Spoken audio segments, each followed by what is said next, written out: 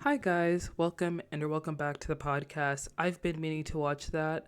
I am your one and only host Monica, and this week's episode is a little different.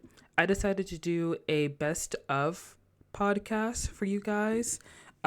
Usually we don't really do like best of for the podcast, like best I guess best parts of the podcast, best conversations or whatever, but I was just thinking that it would be kind of cool to do it because my favorite podcast, The Read, does it at the end of every year.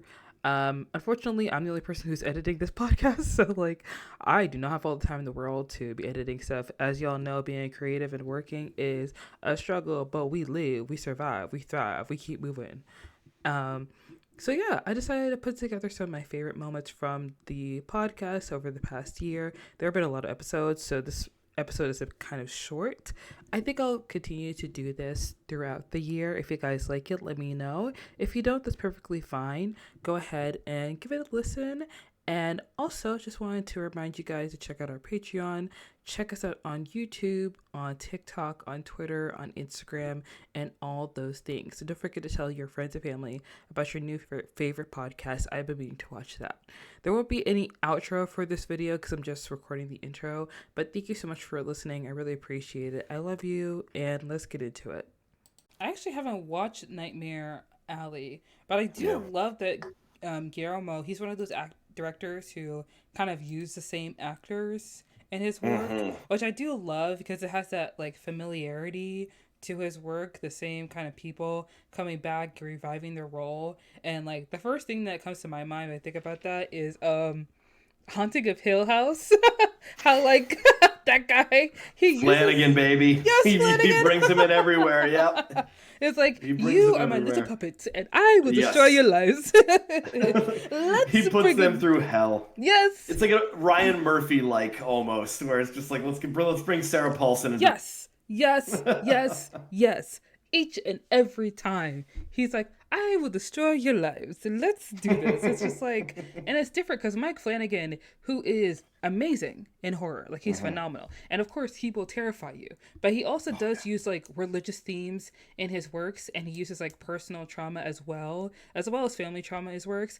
And then there's Guillermo, who will terrify you, but he also uses empathy in a lot of his movies, which I yeah. do enjoy, and I really do love that about his films. And I love that his films are so creative and so different, and are not like every other movie. That's what I appreciate about independent filmmakers is that the films that they make oftentimes take risk, and they're so different, you know. And a lot of times, you're right, studios will not take a chance on new films or new ideas, but when they do, oftentimes they do really well. Like recently, Everything Everywhere All at Once is a huge example of that, and how that movie has just like defied odds and been a phenomenal film. And I think that Guillermo is a perfect example of why you should allow creatives to have the creative control over the work that they make. You should allow them to do what they do best. And he talked about this at an interview when he was talking about Pinocchio, because Yeah. that movie, it's so dear, it's so close to his heart. And he talked about how long it took for them to create the movie because of the like stop motion, I guess little Oh, the stop motion figurine. animation. It's just Yeah. yeah. It's when you see behind the scenes, it's painstaking what they have to go through. Yeah, and also just the story because they use like the real life Pinocchio story. Well, not real life, but the real Pinocchio story. They use Yeah, that the in the true one. film, the Yeah. true Pinocchio story. And he like notes. He says this in an interview that like Disney would not allow this in hmm their own movies. You know, but he wanted to make something that was his own. He wanted to make something that was of his own mind, and I love that. I think that's phenomenal. And of course, like there are studios who would not allow directors to have their own creative control, i.e., Tim Burton and Dumbo. But I am glad that there are still studios and platforms like Netflix, Hulu, and namely Amazon that allow their creatives to create the things they want to create and take full control of it and just like make their vision come true. And Guillermo, over and over, time and time again, has been an amazing example of like how visually stunning and Yeah. fantastical his films are, because he is just so amazing at like bending like fantasy, horror, mythology with, like you said, social and political commentary in all of his movies. And I think he does it really well because there are a lot of movies, there are a lot of directors that try to say something in their movies, that Oh yeah. try to make a statement and they say nothing. Or they try to Yeah. make a statement about every little thing and there's too much being said. Like you're trying to Well, hit there's every point. it's that the new trend of the social horror that Jordan Peele does it great, but Yeah. then so many people try to duplicate stuff like Get Oh Out, my and it God. just does not work. I think Mm-hmm. about this Amazon film Master, where I was just so excited to see this, and it just like failed. It was just kind of like it was Oh a very wait, was like that the movie with yeah, Regina Hall? yes, Oh, yes. oh, I've been meaning to watch that movie. It was I was very disappointed. I was like so ah excited to see this, and it just sort of doesn't really like it doesn't balance enough of the social and enough of the horror, so it just kind of uh fails. And I love that Jordan Peele's last film, where it's about aliens, and people are like, "Oh, so this is gonna be like a message on immigration and a message on..." No, it was a message about filmmaking. Like the guy decided to do an introspective movie that just like dives deep into his own insecurities and soul. And I was like, "You go, Jordan Peele. You don't always have to be like the good old advocate. You can just do your yeah, own thing." I love yeah. that. I loved that he did that. I kind of thought when you said Amazon and brought up Jordan Peele, I thought we were gonna talk about the show Them. Oh boy, yeah, that. Oh, Do oof. you So remember first that of show? all, I watched the first season not knowing there's a second season, and now the second season apparently is on MGM Plus. Are you And kidding? it is not worth me buying another subscribership to actually What's grab that MGM guy. Plus? Exactly. Oh It my is like god! it's when Amazon bought like MGM, and I guess they're still making a separate streaming service for that, Why? which I have no idea. Why? And that was a rough one, man. That's an example of that social horror stuff that just does not work. And Mm-hmm. I was like, oh man, this and then, like and Lena Waithe was behind it, but then it was like a Lena Waithe presents. So Mm-hmm. like she didn't have a lot to do with it, but it's just like, oh man, all of that was just such a disappointment. Yeah, I had never watched. I remember when the poster for them was kind of just shown on Twitter, and then like so many people were just like, absolutely not. You ripped off Jordan Peele. Like this is not something we're gonna watch. We're not gonna accept this. And the thing that sucks the most is that like seeing that show, them being like released, I was just kind of like, okay, you had to know what you were doing. Like Yeah. it's so clearly like we're not gonna say plagiarism, but it's like the same thing. You know what I mean? Yeah. And It's the then same style. it's the same style, and it's kind of like this black family that moves into this all white neighborhood during this da da da da da blah blah blah blah blah. Literally Yeah. like copy and paste, copy and paste. What are we doing? What are we doing? And the show. I didn't watch the show, and I just watched a bunch of reviews on it, just to, like get other people's opinion. And there was one person who had made a YouTube video about it, and they said that like there was a lot of graphic scenes in it, and there's a lot, like bloody, gory stuff in there. They did bring up certain topics that like aren't discussed a lot in other shows, like I guess male um unaliving themselves. And it was like, Oh oh yeah. yeah. And I was kind of like, okay, I mean, it's great that they brought up that in the Yeah. show, but it's not enough for me to watch this show. Like Yeah. it's not enough for me to actually like put my butt in the seat and commit to seeing this. Cuz if you're going to make something, oh my gosh, why like in my head, I'm thinking in my head like what it takes to create a television show, and then to create a concept and an idea, and then completely like almost rip it off of someone else's work just to try Yeah. and like do what and say what exactly, and then fail at saying what you wanted to say. Like, what was the purpose? What was the point? Lena Waithe, we expected so much more from you, girl. Like, you won an Emmy and then this. What happened? She made the best episode of an amazing show in Master of None with that Thanksgiving episode. And then it's just where'd you go from there? What? Come on. Come on. Like, we had such So high hopes for good. you, and don't say I was wrong. Don't say that. Come on, girl. Let's like first this show, and then Queen and Slim, and now what? Oh, Queen and Slim. Oh my God, I forgot about that one. You forgot about the phenomenal film where there are two people making love while someone is being killed by the police. How That could you was a very forget? strange moment. Yeah, that now that I'm thinking about it, that was a tough thing to forget. When I like that was The the worst, Terrifying. the worst reiteration of Bonnie and Clyde I've ever seen in my Yep. life. Like, here is a movie with two actors that I love so dearly and I want to see win so badly. But when I watch this movie, I now have to question, like, when you read this script, what made you say yes? I need to know what exact scene you read and you were like, this is why I want to be in the movie. To make that happen on screen. Like, please explain it to me so I can see what you see. Because I don't see it. But we don't have to have that problem with Guillermo's movie. No, thankfully he tastefully does his political comparisons. They are just simply settings. And that's what I really like. They're just simply settings, and we don't have to go any further with it. And I like that, where there's no real messages shoved down your throat. The messages are the stories that the people go through, and the characters that are there, and the love between those characters, or the hate between those characters. And I think that's way more important than, trying to like give this overarching message. A message usually I probably agree with. Hey, fascism, bad. Yeah. But like I'd rather see the experience of someone dealing with that instead of that overarching theme.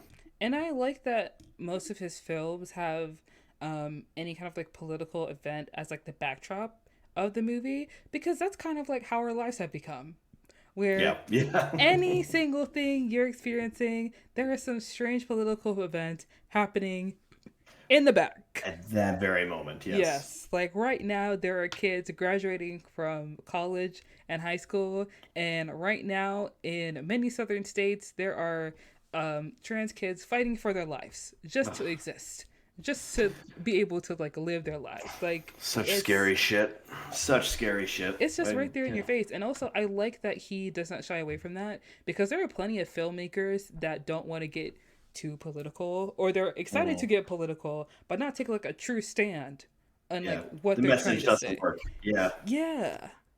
Or the message they try to do is like a little too much. It's like beating you over the head with it. Like, Spike Lee is one of my favorite directors, but he is a little heavy-handed.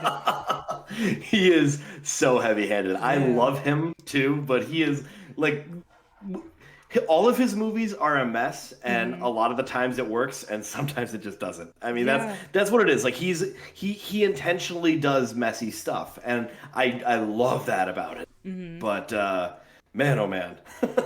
I would have to say, like, Black Klansman was a film that was another movie that I was kind of like, I don't know if I want to watch it, but I did end up watching it, and I did end up liking like parts of it. There were some parts of it that were like, like having like a white guy being like a white cop pretending to be part of the KKK, when it's a black cop being the voice, and all the other things that are tied into the movie. Like, it's a well done film. Should it have been the first movie that he won an Oscar for? No.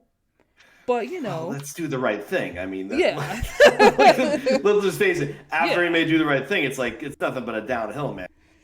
One of the greatest films of all time. Apparently, Jacob Elordi, who is the star from Euphoria, he's currently playing Elvis in the new Priscilla biopic directed by Sofia Coppola. He said that his only point of reference for Elvis Presley was Lilo and Stitch, which I felt was kind of random, but I also feel like that man cannot be serious right now. Like, that's it. That's all he sort of. I guess so. Like, he basically said that like he didn't know anything about the King of Rock and Roll other than what he knew from Lilo and Stitch, which is wild to me. Yeah. But sure, okay, let's go with that. It kind of makes you want to know, like, where has he been his whole life? Well, he's pretty young, so I wouldn't fault him for not knowing who Elvis is. It's kind of one of those things where like a young person says something, it's kind of out of pocket, and then someone who's like a lot older who has like a deep personal connection to this thing is like, how could you not know who Elvis is? How could you not know the song You Ain't Nothing But a Hound Dog? What are you talking about? Like, a lot of people don't really know who Elvis is or don't care that much. Like, I only know two Elvis songs, which is the Hound Dog song that I just mentioned, and then Can't Help Falling in Love with You. That's it. And there's another song he has. It's like, 1 for the money, 2 for the show. I don't really know how the whole song goes. I only know it Oh, from Blue Suede Shoes. That's that okay, one. Blue Yeah. Suede Shoes. Yes, I did have a teacher when I was younger who used to play Elvis all the time. Hmm. Um, None of it stuck with me apparently. I mean, she was my second grade teacher, so it doesn't really matter. Are you gonna watch this biopic, Priscilla? I I think I don't know. I still haven't seen the Elvis that came out last year. I'm not gonna see It's it. not the kind of thing that really appeals to me, to be honest. And Hmm. I don't know. I feel like that whole situation was very creepy, so I don't know how if they handle it bad, it's gonna upset me even more. I mean, I don't care to be honest. I don't care because I don't like biopics. I'm sick of them Yeah, being made. Like even the ones that I do like, I I could do without them if I'm being perfectly honest. yeah. For Priscilla, I know that from what I had read in the past articles, she is involved in the making of this biopic, Okay. and it's also a Sofia Coppola film, so I'm not surprised that Yeah. she chose another white woman as her focus. Um, Yeah. but you know, it Well, what can exists. you It's expect? gonna Yeah. happen. It's gonna be made, and it's gonna come out in theaters, and that's just that. So I really have Yeah. nothing else to say right now. There are so many other things to watch, and there are so many other things that are coming out soon that we can watch. Like I today, I'm gonna go watch Five Nights at Freddy's because the day we're recording Oh, this is the okay. day that it comes out. Literally Okay. after we're done recording, I'm gonna go watch the movie. Okay, I won't keep you too long then. No. Try and keep it under 2 hours rather than the three Oh hours we my had last time. gosh. That was a lot of fun. That was a lot of fun that Oh, last it's always recording. fun. Yeah. But I'm Yeah. excited to watch it and But I I'm agree with you. yeah. Sorry, what were you There's saying? so many better things to say. No, I was just saying I agree with you. There's so many better things to say. Mm, At the moment, I'm just really excited for the Marvels for when that comes out. yes, me too. Um, I have been needing like a good fun movie to watch. Like the last fun movie I saw was Blue Beetle, which wasn't that long ago. I really enjoyed it and I do like there's a little part of me that wishes that the strike wasn't going on just so I could mhm. see like cast promotion for movies Yeah. because I feel like the Blue Beetle cast they seem like such a tight knit family from what I saw in the movie. So I would love to see them like doing interviews or like playing with puppies for BuzzFeed or like doing the things Yeah. that they do, you know, like the director breaks down a fight scene for Variety, like that kind Yeah. of stuff, you know? Yeah. The what's the one where they finish the Google search? I used to really Yeah. enjoy those because they used to be such random things that they'd come up again. There was also another movie that had a trailer that dropped, and this movie's coming out in December. It's called American Fiction, and it stars Jeffrey Wright and Issa Rae, and it's basically about this writer who he's writing a novel, right? And basically he's trying to pitch it. And they're asking him like, "Oh, what's the novel about?" And he like lies what the novel's about. He says it's about this guy and like basically writes a book about someone who is like kind of like in the hood. You know what I mean? Because Yeah. he is trying to get his book published and he feels like these kind of stories are like harmful for like the black community in America. And then when Yeah. he's on a call with a publisher and his agent, the publisher asks him, "Is this your story? Like is this your life?" And he's like, yeah, he lies essentially. And Okay. his life just kind of devolves from there because he's very much not a guy from the hood. Like he's very much like someone Yeah. from like upper middle class family who's very well educated and like it's kind of blessed to be a Oh, writer. okay. So the movie's called American Fiction. It comes out in December and I'm very excited to watch it because I've been needing like I need some good movies to watch. You know what I mean? Yeah. That's it. I think recently there's just hasn't been that much that's really I've seen the trailer and gone, I really want to watch that. I think the Mm. last film where I was like that was out at the cinema and I was like, I have to see this now was Barbie. I think literally that was the last time I was like, I need to see this film. There have been a lot of movies this year that have been. I saw this on Twitter, trailer fishing, where basically the trailer is so interesting and gripping, and it makes you want to watch the movie and to go see it, and then you watch the movie and you hate it. Like, not hate it, Yeah. but not like it as much. Because there were some people that obviously, like, saw the Five Nights at Freddy's trailer, which is really really good. And initial reviews for for the movie have not been great. I don't care. I'll watch a bad movie. Like I'll Yeah, I'll stand by I'll stand by what I said because Venom is one of my favorite movies ever, and that movie is not great. The second one is a little bit better, but I don't care. I like them both. Okay, and yeah, then Saltburn is another one because the trailer is really masterfully done, and Emerald yeah. Fennell is a phenomenal director. She is. But there have been some people on film Twitter saying that the movie was not that good. So there's been a lot of that going I on. think I also think sometimes like I don't need every single film to be a cinematic masterpiece. Of course Sometimes I not. just need a film that's going to keep me entertained and keep Yeah. me like, okay, I'm just going to tune out for a couple of hours and just Yeah. enjoy my time. I definitely agree with that. Like sometimes I just need a film that's like fun. But if I'm watching a movie and it's bad, like it's just bad, then I'm just kind of like, oh, why? Because I've gotten to the point now where I'm like, myself, and I will walk out of the movie theater because Yeah, if it's not interesting to me, I'm not gonna finish it. I've started like stop. I will start movies on streaming services, and I'll just stop them.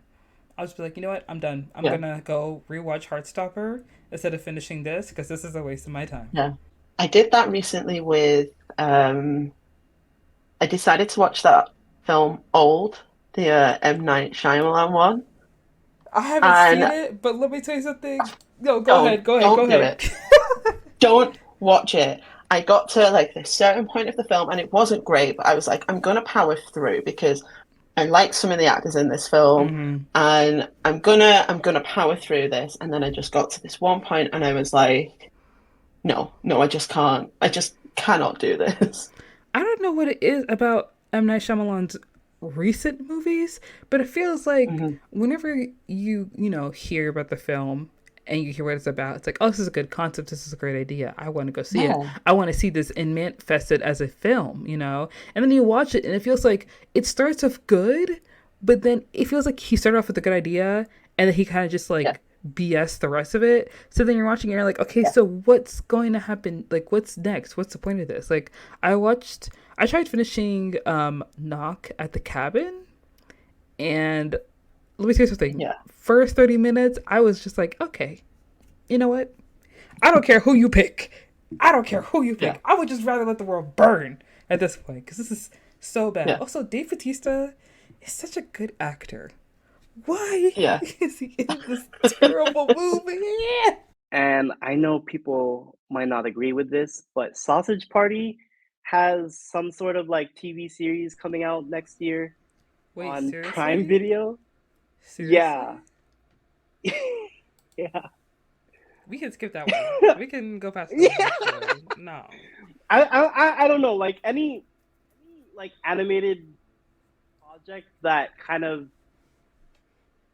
the argument that animation is for kids, like Mm-hmm. I want to see like that something like that. I want to see something like that kind of combat that argument. So, you know, I I'm not saying it's like my at the top, but I'm interested in seeing it. Like I want to I don't know. I remember when Sausage Party first came out, and there were parents who were mad because they took their kids to see it, and they didn't know there was going to be like an R-rated movie. And I feel like sometimes parents are dumb. Like, Yeah. why would you bring your kid there? Like, I remember I went to go see Five Nights at Freddy's, and there was a couple sitting in the back of the theater with a crying baby. I was sitting here like, this is not the movie for a baby. Like, Hmm. Five Nights at Freddy's is a horror movie. Just because it's based off a video Yeah. game doesn't mean it's not gonna be like scary. And the baby kept crying at the scary parts. So I was sitting here in the theater. I was sitting here like I can't even enjoy myself because your baby is scared, and I can't get scared because your baby's whining. Like, you're in the wrong theater. I'm sorry. Hmm. I'm sure there was like some Disney movie out at some point where you get taking your baby. Like, I understand, like, as parents, it's hard to Hmm. find sitters in the middle of the day. When you want to go watch a movie, you have to figure out, like, who's going to watch the baby and blah, blah, blah. But, like, damn. Like, Yeah. what are you doing here? Like, come on now.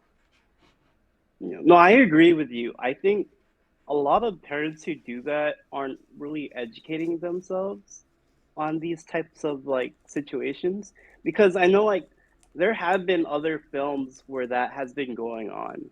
Like I know a while back with the first Deadpool movie, you know, there was a mom that was getting mad that, there's a superhero movie that are where the main character is killing people, and like, lady, this is a rated R Marvel movie. I think like Also, there's a movie, yeah. have you not watched a superhero movie before?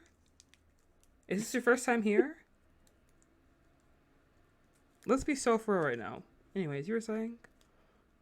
I mean, even as you were saying, like, the rating is on the poster. It's like Yeah. the rating should be somewhere for you to kind of identify that Right. before you make the decision, right?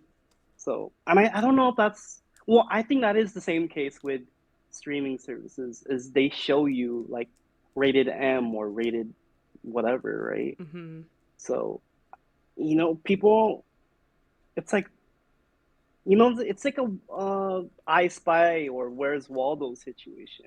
It's like the the rating, like the audience rating is right there. It's not that hard It's though. not hidden. It's right in your face. You just have to look for it. Just pay Yeah. attention. That's all you gotta do. No, that's another thing. I don't know if people, and this is the same thing with social media now. Mm. People aren't paying attention to the material that they're Yeah. consuming or engaging with. Yeah. So all these bad takes is Yeah. like You we need to get back to media literacy. Like, media literacy, reading comprehension, just general like awareness yeah, will save us so yeah, much trouble. yeah, because it's really getting tiring. It is. Um, and my second one is Civil War, just because I haven't seen Men, but I think every other film from Alex Garland has been fine. But I think the thing that makes me go is that, you know, um, as we were saying with the original, the Color Purple film, right? This Mm-hmm. is a film.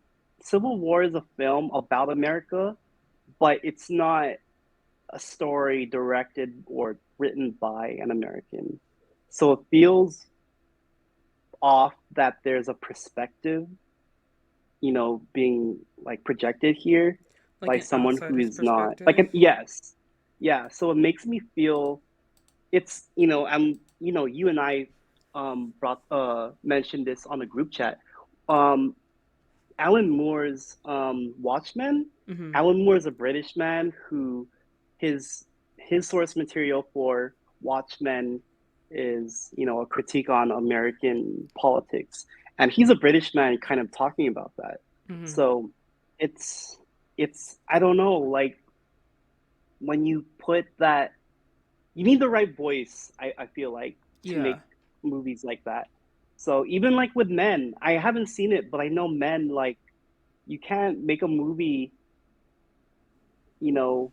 I feel like, about someone like a man giving birth, and I feel like the whole thing, the whole perspective game, Alex Garland, I don't know, he's not, is he the right voice for that? And even with Saltburn, people were saying that the the filmmaker is Emerald not the Tunnel. right person to be, yeah, might Yeah. not be the right person to be telling that story. Yeah. So it's just the whole thing. Yeah. I see what you mean about perspective, because Alex Garland is a very talented filmmaker. Yeah. Um, so I remember when I saw the trailer for Civil War, and I was just kind of like, okay, so another post-apocalyptic movie Hmm. about America, somehow warning people about the not so distant future of how this society is gonna go tits up. And honestly, I'm not gonna watch it. I'm so tired of these post-apocalyptic Yeah. movies that talk about how the world's gonna end, how everything's gonna shut down, how we're all gonna lose electricity, and all this other BS. I think these movies don't serve any kind of purpose, and I think that they're stupid. I know that they're well done, but me personally, I Yeah. hate that so many films have been made in this doomsday mindset where people have taken this nihilist, like, not really nihilistic view, but people are so, like, I don't know if it's determined, but people keep making these kind of movies. You keep making these kind of movies about the end of the world. You keep making these movies about how everything's going to go tits up. You keep making these films and you don't provide any solutions. You don't provide any kind of thoughtful critique. It's just, you're showing me things that I already know and I already understand. Please tell me something different. Please show me something different. Please bring something new to the table. Please do something original. For Pete's sake, please. Oh my gosh, I'm so tired. You have to be exhausted with this. Please do something else. Inspire me for once in my life. Like, don't depress me. That's all that I ask. And I don't think that Alex Garland, I mean, I see what you mean about, like, perspective, because he is British, but Alan Moore, I mean, with Watchmen, Watchmen's a great comic. I love Watchmen. I don't like the 2009 movie, although a lot of people in our group chat disagree with me, but you know what? They're wrong, because the movie was bad.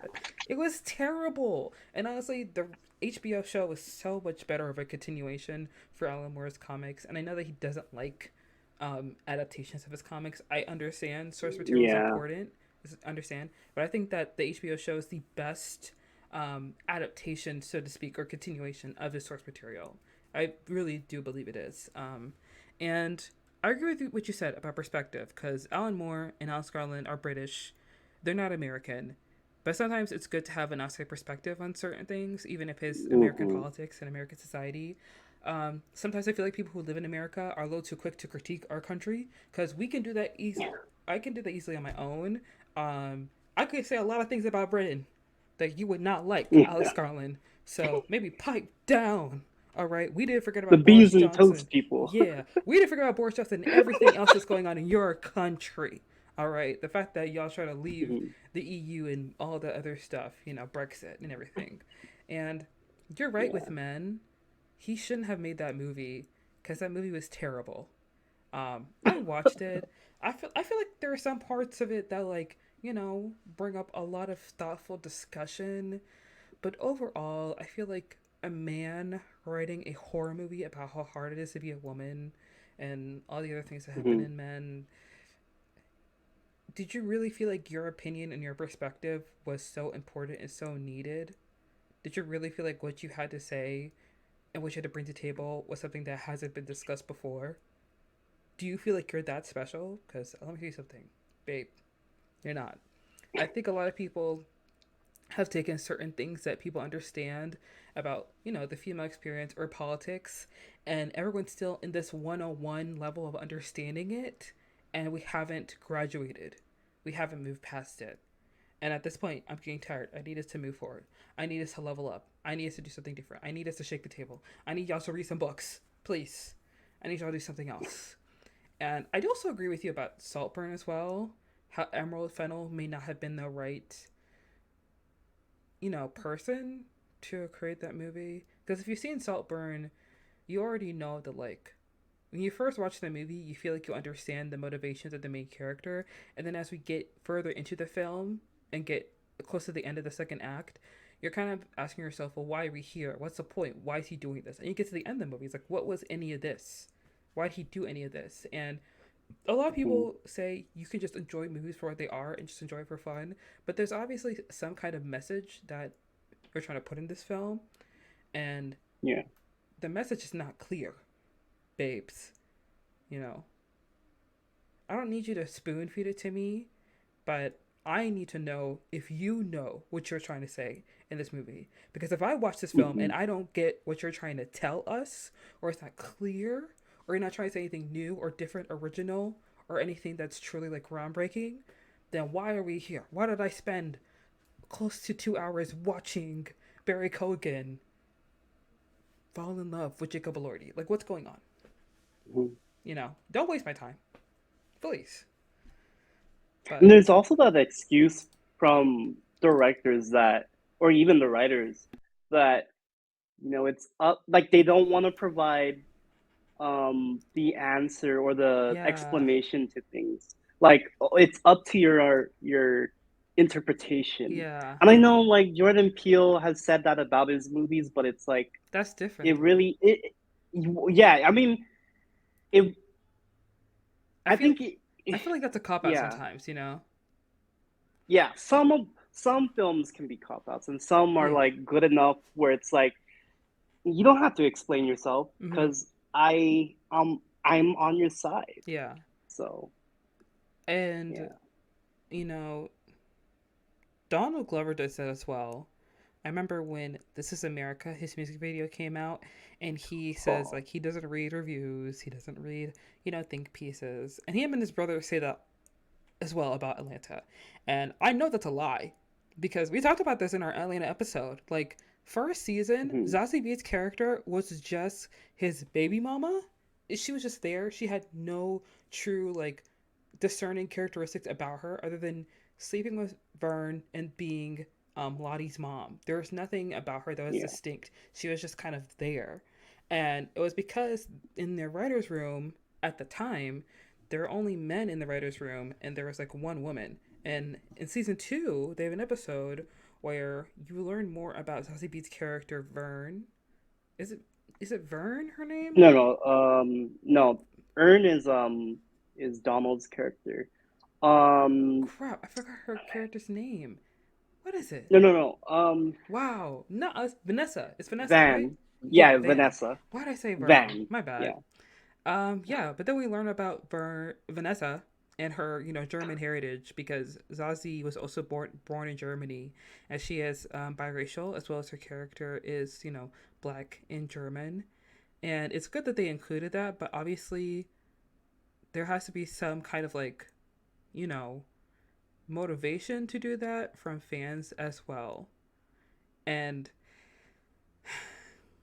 you You know, can't. Yeah. looking back, there's been more episodes centered on the men than on Zazie Beetz' character Which is why they changed that because in season yeah, 4, but that yeah. didn't really help it. Was it season 4 that happened, or was it season 3? Are you referring to the camping episode? Not the camping episode. I mean when she kind of went off the grid, and then she beat that man with a stick of bread. Oh, that's the finale for season three with the whole Oh, yeah, peeing in the hotel room thing. Yeah. yeah, And yeah, I know what you're talking about. yeah. I think that sometimes directors need outside perspectives, and like Mhm. some directors slash writers are good at writing the stories on their own, but sometimes you really need to put that through a trusted party, and a trusted party can't just be someone who's your yes man or your brother. It has to be someone else. Yeah. I know that Atlanta in the later seasons they've brought women on to board for the creative team, which is good, but of course there are still Yeah. things that can change. Um, yeah, but we're not talking about Atlanta. I mean, that's why I didn't put Mr. and Mrs. Smith on my list because yes, I am anticipating it, Yeah, but it's just like the history behind, that show and yeah, with Donald and then Donald in the show, yeah, it's like, oh man, like I don't know what to say about it. yeah. So like it's not like I'm gonna watch it like but it's not like on my list of things. That you're excited to Yeah. watch. Yeah, like I've been waiting for that for so long, Yeah, just as like we've been waiting for so many other things for so long. yeah.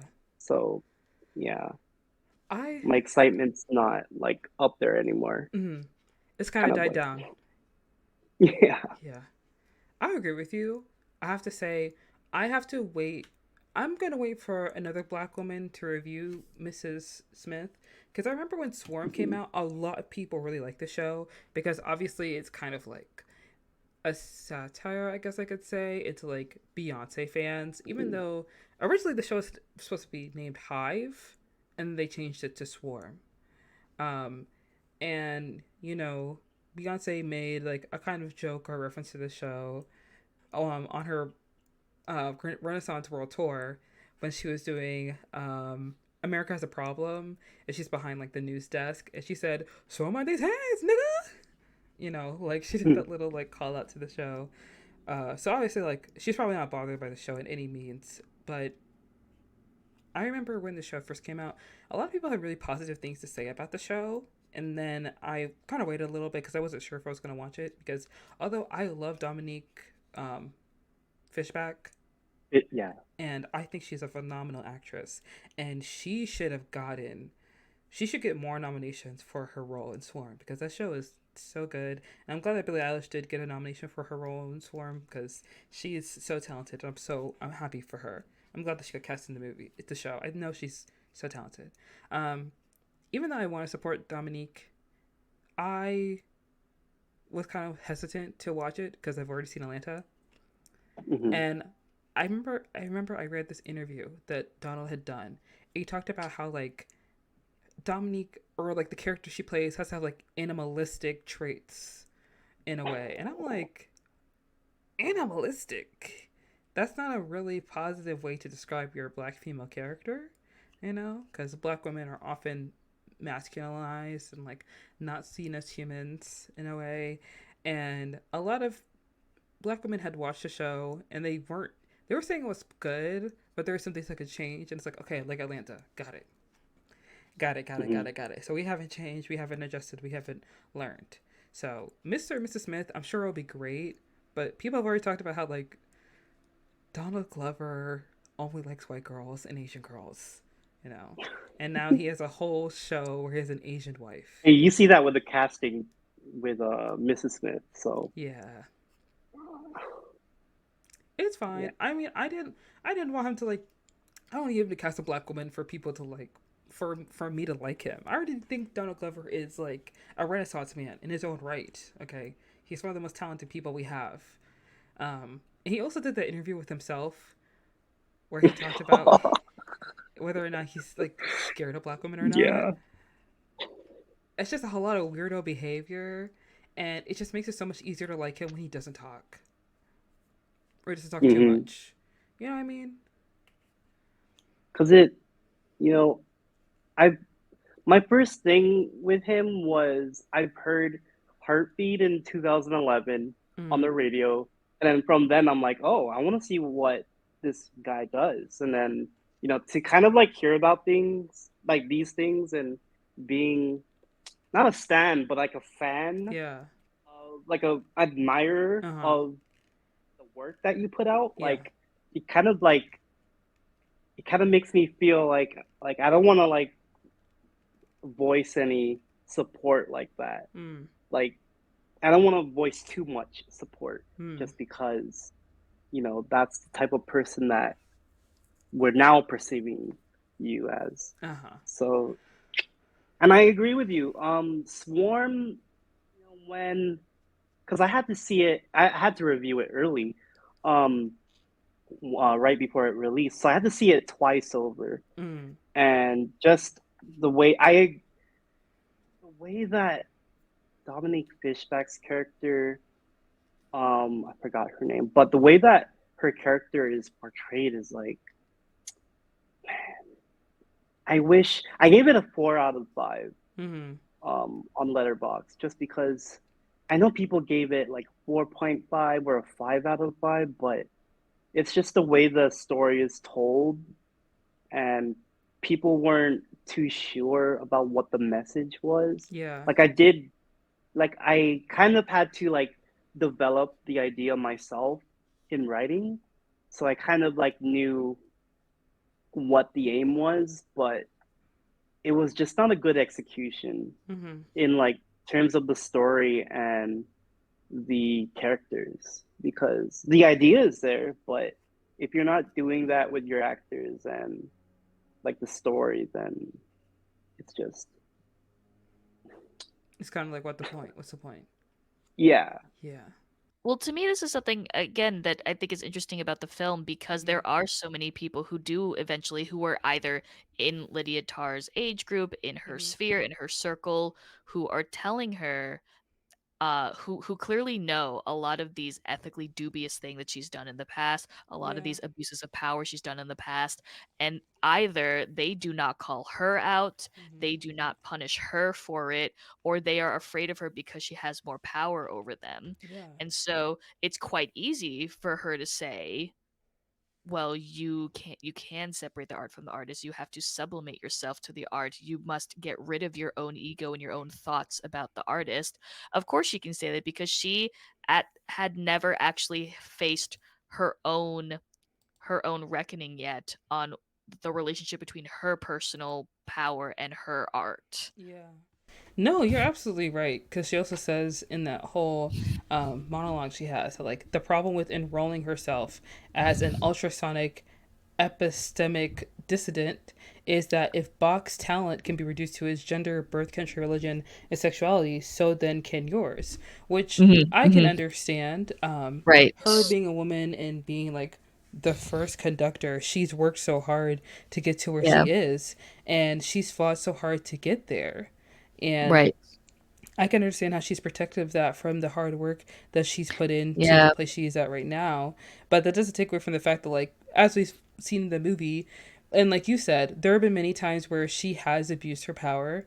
There have Mhm. been times where she has gaslit people, and she has done things to please herself, and she has been selfish and, in turn at times unfaithful to her wife, and just unfair to the people around her who truly take care of her and care for Mhm. her, because she has her blinders on, and the only person she's really concerned for is her own self. So when she Mhm. sees someone like Yes. Mozart, I mean someone like Bach, who is revered and well known, and Mhm. people will gladly ignore, like, the things that he's done in his past simply because his music is so iconic and there's nothing like it. Like, he is one of the most well-known composers in the world. She wants that same treatment. She wants that same privilege.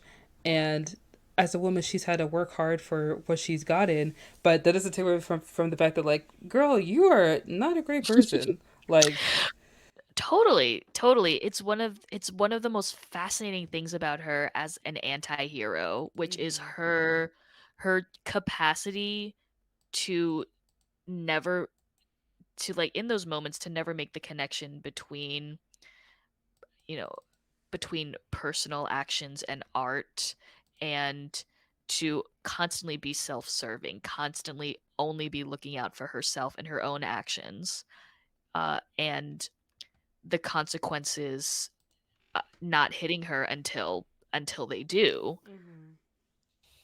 Yeah, I remember watching this movie and seeing, like, the little instances where she starts hearing things and she Yes, starts the coming. supernatural parts of this movie are so fascinating. Yeah. I actually was trying to do, like, a little bit of research into it. I didn't really get that much information on it. I feel like I don't know if the supernatural parts is supposed to be like her guilt personified, like chasing Mhm. after her, and like her kind of being haunted by the things that she's done in her past. Mhm. But I mean, I'm willing to see that perspective of it, or to take that as, Yeah. like, that's a possibility. Um, Yeah, I mean, I think it's absolutely a valid interpretation. Is it her guilt manifesting? Is there finally something in her brain that is connecting all these things she's done? mhm, I've also seen interpretations that it's like the literal ghost of her student haunting her, because you see her throughout the movie, or you see images, silhouettes that look like her with like the signature red hair. mhm. Um and it could be so many different things. Yeah. Um, I remember watching just the first scene of the Mhm. film with the woman that, like, obviously met her after her New Yorker Yes. article. And we're kind of like, okay, so her assistant has a crush on her, and, like, that's what my thinking was, like, oh, her assistant, like, has some kind of crush on her or whatever, and, like, Hmm. this woman is, like, hitting on her and stuff, whatever. So it's kind of like Interesting. just defining her, sexuality Yeah, for us just in that scene, and, like, oh, she's a little bit of a flirt, whatever. And then right. upon, like, as I continue to watch the movie, I realized that it's not that the assistant is in love with her. It's Mhm. not that. I Mhm. think that it's possible that Lydia seems to think that women who admire her and revere her and just think that she is a phenomenal role model and an amazing person, she sometimes will mistake that for, Mm. affection or interest. Interesting. And I think that, like, in the beginning of the film, that scene is supposed to make us think, like, oh, Francesca is jealous because, like, Mhm. she has a crush on, like, her boss. When really is Mm. that Francesca isn't jealous. She just knows her boss does this a little too often, and Mhm. maybe we shouldn't be talking to people that we don't know when you could catch a case any day Yeah. now. So, I do think it is a valid interpretation that Francesca has some kind of feelings towards her, and mhm, clearly it's been clear in the past that women who are close to her in a subordinate position have been able to have romantic or sexual relationships with her. And certainly we don't know what Francesca's sexuality is, but I don't think it's necessarily totally out of the question that there might be some feelings. I certainly think that a big chunk of it is that she just thinks that being Lydia's assistant means that she will eventually absorb some of the power that Lydia has and eventually be given this power, and mhm, that's a big plot in the movie. But again, like, like some people are like, "Ugh, this movie has too many interpretations." I love it. I love the amount of yeah, interpretations you can have in terms of what Francesca's motivations are and what she and what she did. Like my wife and I were talking and we were wondering like all of these strange things that were happening, like the metronome going back and forth, things like that. mhm, I'm thinking like I wonder to what extent maybe Francesca did some of those things as kind of mhm. retaliation against Lydia. Yeah. I just want to say, like, in watching this film, it's so beautiful. Like, Mm, so beautiful. even if you're watching a movie, even if when I'm watching a movie and I don't know what's going on, like Yeah, the cinematography, it's just like, babe, listen, you may not yeah, understand what's going on in the movie, but right. images, like Yes. scenes. And honestly, the movie is beautiful in its cinematography. And in the beginning of the film, we start to learn a little bit about um, I think it was like, I don't know when I don't remember exactly when Krista was first mentioned in the movie. I think it was her scene with I don't remember his name, but the other guy. They were at like a dinner, and she was basically kind of like Mm-hmm. talking about how, like, she's happy that she's getting like this Right. chance, and she wants to like open the fellowship up to more women. That's where she's like Hmm. speaking to this guy at this dinner, and Right. she kind of like he brings up something like, she's had like Lydia, you've had your own challenges in the past year or so, and she kind of brushes it off and just says, oh well, that woman, she just needed help or something like Right. that. And like, we don't really know what she's talking about, who she's talking about, and it isn't Yeah. until a little bit later in the movie where she is in her office, I think it is, with Francesca, and she says Yes. something like, the girl started to make demands, something was not quite right about her, and that's when I realized that, like, Tar, she is a manipulative person. She is Absolutely. someone who will keep young women close to her, young women who want to be like her, who want to please her, who will listen to anything that she says, and she will sprinkle little, half truths in their ear to keep them close to her. Like, I cannot imagine how long Francesca worked for Lydia, because Right. the amount, like, how well she knew her, how many times, like, she made her lunch and brought her things, and like was there Yeah. at her beck and call, like anticipating the things that she would want. And even when she Yeah. anticipated the things that she want, Lydia still was like, no matcha. It's like, girl, I know you did not ask her for any matcha. And then the next scene, she's like, oh, I don't want it anymore, it's cold by now. It's like, you were gone for an hour, where were you? Right. She went and got you coffee for what? you know and of course, when you see a scene where someone is deleting old emails with someone's Right. name in them, that's when you know. Pretty incriminating. That's when you I'm know. I'm curious for you for because to me, well, question for you. What do you think this movie would be like if Lydia Tarr was not a lesbian, was not a woman, was not a lesbian, if it was about a man, a straight man, do you think the film would read demonstrably differently? I think that it would. Would it read differently? I'm not. I want to say yes and no in the Mm-hmm. way that, like, um, with Tar, when Lydia's doing the little things she does, it's kind of like, girl, what are you doing? Like, when she straight up tells her first chair cello, I know that usually we go with you Mm-hmm. for our solos, but what if we brought in someone different?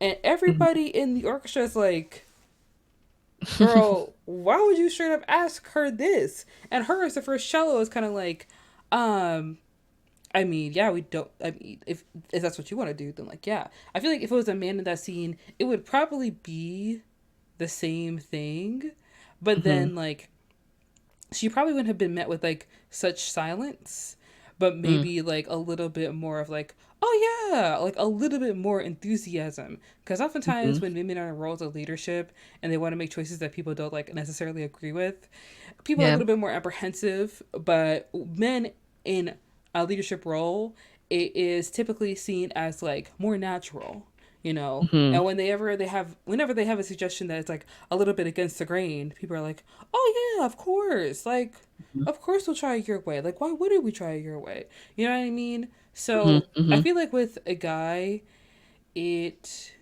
it would be a little bit different, and I think that the scene with Max would also be different because when it's a Mm-hmm. woman, it's she definitely like reads off as like a bitch, you know, and you're just so quick to be angry at her.